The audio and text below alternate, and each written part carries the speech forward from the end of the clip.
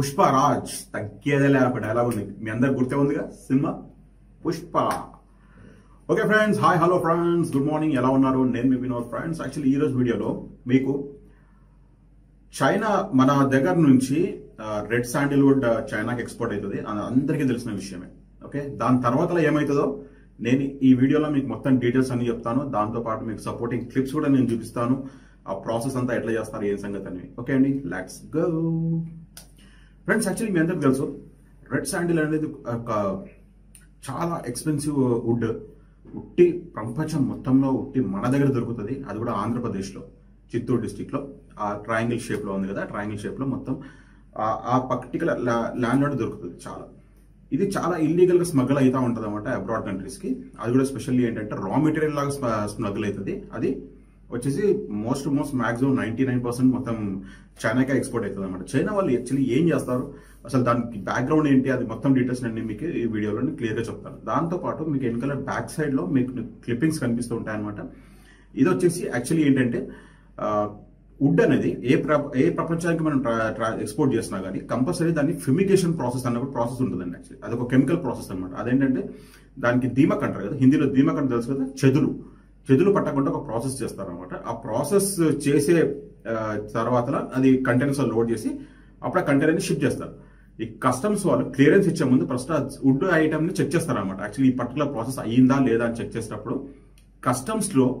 China customs లో దొరికిన ఈ wood means red sandal wood, ఆ క్లిప్పింగ్స్ అన్ని నేను మీకు షేర్ చేస్తాను కొన్ని. దాని తర్వాత దాని ఇంట్రెస్టింగ్ టాపిక్స్ అన్ని మనము క్లియర్ గా మాట్లాడుకుందాం. ఓకే అండి, లెట్స్ గో. ఓకే అండి, యాక్చువల్లీ మనం ఫస్ట్ దాని ప్రైస్ తో స్టార్ట్ చేసి మనం మాట్లాడదాం. ఓకే, యాక్చువల్లీ సినిమాలో చెప్పారు ఇంచుమించు 3 కోట్ల రూపాయలు ఒక టన్ అని చెప్పేసి అని అన్నారు. ఒక టన్ వచ్చేసి 3 కోట్ల రూపాయలు అన్నారు, బట్ అంతా ఉండదు.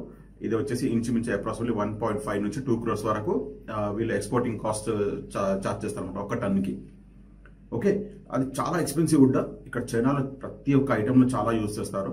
అవి నేను మీకు ఏంటి సంగతం డీటెయిల్స్ అన్ని మీకు క్లియర్గా చెప్తాను. ఫ్రెండ్స్, యాక్చువల్లీ మనకి పుష్ప మూవీలో మీరు ఆల్రెడీ చూసే ఉంటారు. ఆ మూవీలో అది లాస్ట్ వచ్చేసి ఆ కంటైనర్ దగ్గర వచ్చేసి మన ఇండియాది అనేది ఎండ్ అయిపోతుంది.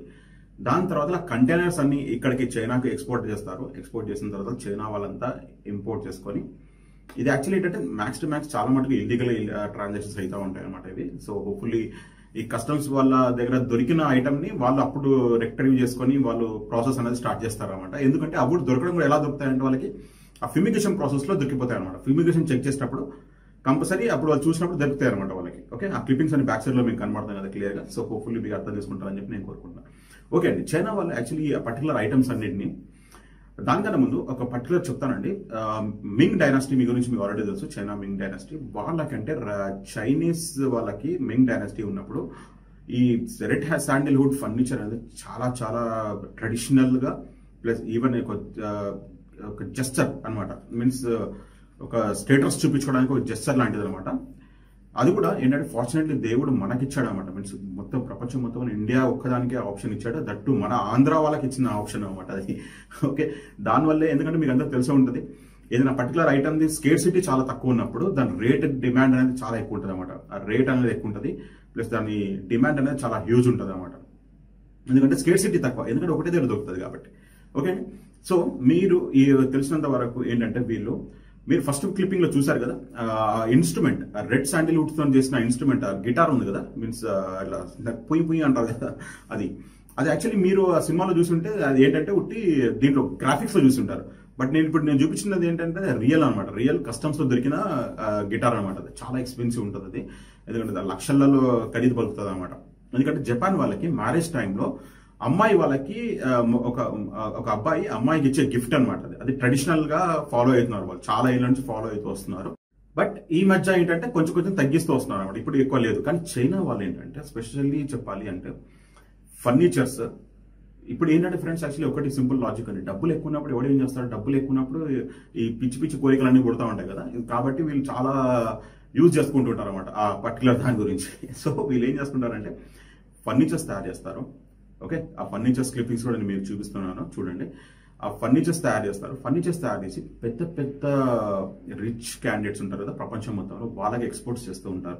ఈవెన్ మీకు తెలుసో తెలియదో మన ఇండియాలో కూడా చాలా మంది బిగ్ షాట్స్ వాళ్ళకి రెడ్ శాండిల్వుడ్స్ తో తయారు చేసిన ఫర్నిచర్స్ మన చైనా నుంచి ఎక్స్పోర్ట్ అవుతాయి అనమాట.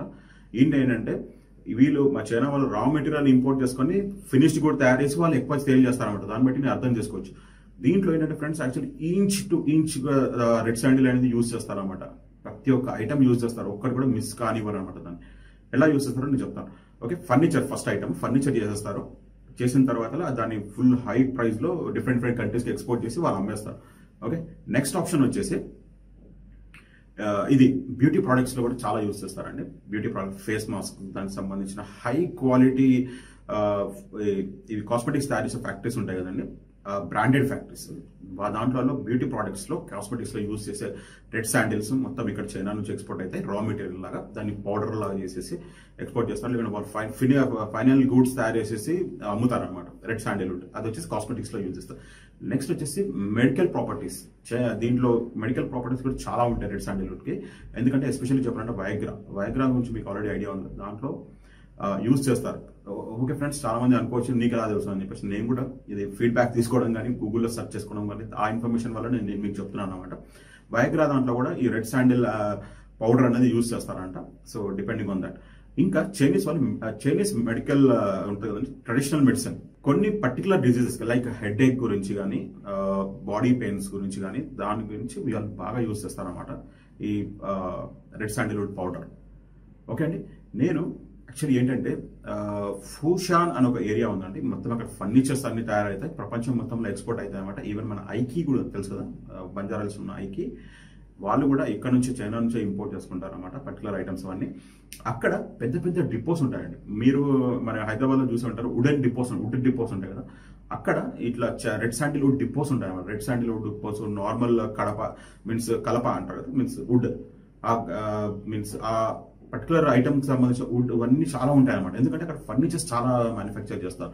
నేను నెక్స్ట్ టైం ఎప్పుడైనా కంపల్సరీ ఫూషాన్ ఏరియాకి వెళ్ళినప్పుడు నేను డెఫినెట్లీ ఆ వీడియో మొత్తం నేను కవర్ చేస్తాను. ఆ ఫర్నిచర్స్ అన్ని వాళ్ళు ఎలా తయారు చేస్తారు, ఆ రా మెటీరియల్ అన్ని ఎలా స్టోర్ చేస్తారు, వాళ్ళు ఎట్లా ఇంపోర్ట్ చేసుకుంటారు అని చెప్పేసి. యాక్చువల్లీ ఇంపోర్టింగ్ అంటే వాళ్ళు చెప్పరు, ఎందుకంటే ఇంత మొత్తం ఇల్లీగల్ బ్యాక్గ్రౌండ్ లో నడుస్తుంది కాబట్టి nobody will be interested to say ఎలా ఇంపోర్ట్ చేసుకుంటారు ఏం సంగతి అని చెప్పేసి.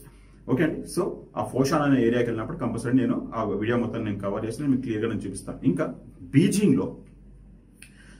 లో ఒక రెడ్ శాండిల్వుడ్ మ్యూజియం ఉందండి యాక్చువల్లీ టోటల్ గా. ఎందుకంటే మింగ్ డైనాసిటీలో వాళ్ళు ప్రక్యూర్ చేసిన మొత్తం ఫర్నిచర్ మొత్తం బీజింగ్ మ్యూజియం లో మొత్తం డిస్ప్లేలో పెట్టారు అనమాట. ఆసమ్ మ్యూజియం ఉంటుంది. నేను ఇన్ కేసు బీజింగ్ వెళ్ళినప్పుడు డెఫినెట్లీ ఆ వీడియో నేను కవర్ చేసి మన వాళ్ళకి నేను క్లియర్ గా నేను చూపిస్తాను దాని గురించి ఎట్లా ఉంటుంది ఏం సంగతి అని చెప్పేసి. ఓకే అండి, సో హోప్ఫుల్లీ మీరు అర్థం చేసుకొని ఉంటారు. పుష్ప మూవీలో ఓన్లీ వన్ పార్టే చూపించారు. సెకండ్ పార్ట్ వచ్చేసి చాలా డిఫరెంట్ గా కార్పొరేట్ లెవెల్లో స్ట్రక్చర్డ్ ఉంటుంది అనమాట. సో ఇక్కడైతే ఫస్ట్ పార్ట్ లో ఏంటంటే మొత్తం వాళ్ళు ఆ దుంగలు కట్ చేసుకొని తీసుకొచ్చి ఇల్లీగల్ గా ఎక్స్పోర్ట్ చేస్తారు, అదొకటే ఉంటుంది. కానీ సెకండ్ పార్ట్ లో వాళ్ళు ఇంపోర్ట్ చేసుకొని దాన్ని ఫినిష్ ప్రోడక్ట్ లాగా తయారు చేసి వేరే కంట్రీస్ కి ఎక్స్పోర్ట్ చేస్తారు. అట్లా ఇది సెకండ్ పార్ట్ రెడీ అవుతుంది అనమాట. మీరు ఒకసారి ఊహించుకోండి, 2 కోట్లు పెట్టి వాళ్ళు ఇంపోర్ట్ చేసుకుంటారంటే మీరు ఇమాజిన్ చేయండి ఒకసారి వాడు ఎంత డబ్బులు సంపాదించుండొచ్చు. ఎందుకంటే వాడు ప్రతి ఒక్క ఇంచ్ టు ఇంచ్ పర్టికులర్ దుంగని యూజ్ చేస్తాడు కాబట్టి. ఎందుకంటే ఫస్ట్ ఫర్నిచర్ తయారు చేస్తాడు, ఫర్నిచర్ తర్వాత మిగిలిపోయిన స్క్రాప్ ని ఏం చేస్తారంటే ఈ పూసలు ఉంటాయి కదండి, మీన్స్ వీళ్ళు జపాన్ చేసే పూసలు అవన్నీ ఉంటాయి. మీకు గుర్తుందా, చైనా వాళ్ళు చాలా మంది ఇట్లా బ్యాంగిల్స్ లాగా వేసుకుంటారు అనమాట. పూసలు ఉంటుంది. అదేంటంటే అవసరం లేనప్పుడు తీసి ఇలా కౌంట్ చేసుకుంటుంటారు అనమాట. ఈవెన్ అరబ్ కంట్రీస్ లో కూడా చాలా మంది ఇది పూసలు కౌంట్ చేసేది యూజ్ చేస్తారు. అదంతా మొత్తం రెడ్ శాండిల్ తో తయారు చేస్తారు. అది కూడా మొత్తం ఇక్కడ నుంచి ఎక్స్పోర్ట్ అవుతుంది అనమాట. మీన్స్ పర్టికులర్ ఫర్నిచర్ చేసిన తర్వాత స్క్రాప్ మిగులుతుంది, దాంతో పూసలు అన్ని తయారు చేస్తారు. దాని తర్వాత మిగిలిపోయిన స్క్రాప్ తో పౌడర్ చేసేసి కాస్మెటిక్ కంపెనీస్ కి అమ్ముతూ ఉంటారు అనమాట. సో హోప్ఫుల్లీ మీరు అర్థం చేసుకుంటారు అనమాట ఎంత డబ్బులు సంపాదిస్తారో ఈ విషయంలో. కానీ ఏంటంటే ఫార్చునేట్లీ మన దగ్గర ఒక్క దగ్గర దొరుకుతుంది. కానీ మన గవర్నమెంట్ వాళ్ళు ఏంటంటే కొన్ని డిసిషన్స్ తీసుకొని మనమే ఫైనల్ ప్రోడక్ట్ తయారు చేసి మనమే అమ్మొచ్చు కదా. అది యాక్చువల్లీ చాలా మంది తెలిసి ఉంటుంది, చాలాసారి అది ట్రెడిషన్ అది నడుస్తూనే ఉంటుంది అనమాట. కానీ బట్ ఫైనల్ సొల్యూషన్ అనేది రాదు, అట్లా ఉంటుంది అనమాట మన ప్రాసెస్. కానీ వీళ్ళు రా మెటీరియల్ కూడా ఇంపోర్ట్ చేసుకొని ఎక్స్పోర్ట్ చేసుకొని డబ్బులు సంపాదించుకుంటారు అనమాట. ఇది అది తెలివి అనమాట, సాగు తెలివితేటలు అంటారు కదా ఈ చైనా వాళ్ళది. ఇది చాలా ఎక్కువ ఉంటుంది ఇక్కడ. సో ఇదండి రెడ్ శాండిల్వుడ్ కి సంబంధించిన వీడియో. దీంట్లో మీరు క్లియర్ అర్థం చేసుకోవాలి ఏంటంటే ఫ్రెండ్స్, యాక్చువల్లీ వీళ్ళకి డబ్బులు ఎక్కువ బాగా ఇట్లాంటి లగ్జరియస్ ఐటమ్స్ మీద బాగా ఇన్వెస్ట్ చేస్తూ ఉంటారు. ఇక్కడని కాదు, ప్రపంచం మొత్తంలో అట్లనే ఉంటాయి. డబ్బులు ఎక్కువ ఉన్నాడు ఏం చేసుకోవాలో అర్థం కాక ఇట్లాంటివన్నీ చేస్తూ ఉంటాడు అనమాట. కాబట్టి డిమాండ్ అనేది ఎప్పటికీ తగ్గదు, అది కంపల్సరీ రన్ అయితేనే ఉంటుంది. మనం STF పెట్టినా ATF పెట్టినా కానీ అది సొల్యూషన్ అయితే కాదు. మనకు తెలియకుండా వెనకాల బ్యాక్ ఎండ్ లో నడుస్తూనే ఉంటాయి అవన్నీ. మనము ప్రతి ఒక్కరు మనం చూసుకుంటూ కూర్చోలేం కదా. సో హోప్ఫుల్లీ మీరు అర్థం చేసుకుంటారని చెప్పి నేను అనుకుంటున్నాను. ఓకే ఫ్రెండ్స్, ఈ వీడియోలో ఎంత మటుకే మీకు కనుక ఈ వీడియో కనుక నచ్చితే ప్లీజ్ మన ఛానల్ మాత్రం లైక్ చేయండి. మీ ఫ్రెండ్స్ అందరికీ మన వీడియో షేర్ చేసి మన ఛానల్ మాత్రం సపోర్ట్ చేయండి friends. Okay friends, by by, have a nice day.